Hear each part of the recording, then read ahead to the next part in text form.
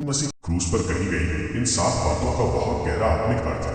ये उनके प्रेम, करुणा, बलिदान और विश्वास को दर्शाती है।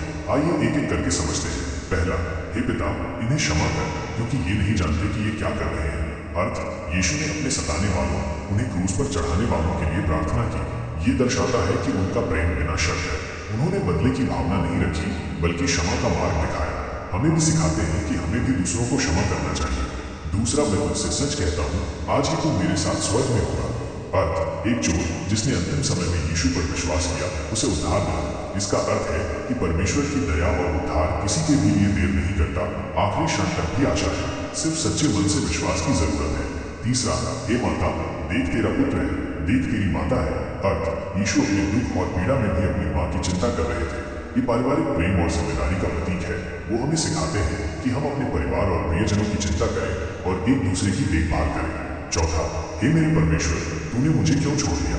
अर्थ, ये मानवता का सबसे गहरा दुख और अकेलापन दर्शाता है। ये पल वो था जब यीशु ने संसार के पापों का भार अपने ऊपर लिया और परमेश्वर से संबंध टूटता हुआ महसूस किया। ये बताता है कि उन्होंने हमारे लिए कितना दर्द सहा। पांचवा, मुझे प्यास लगी है।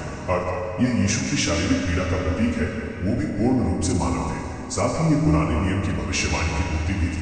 ये दिखाता है कि वो हमारी पीड़ा को पूरी तरह समझते हैं। छठवां, सब कुछ पूरा हुआ। अर्थ, यह उद्धार की योजना की पूर्ति की घोषणा है। यीशु ने पाप के दंड को चुकाकर मानव जाति को मुक्त किया। ये एक विजयी घोषणा है कि उद्धार का कार्य अब पूरा हो गया है। सातवां, हे पिता, मैं अपनी आत्मा तेरे हाथों में सौंपता हूँ।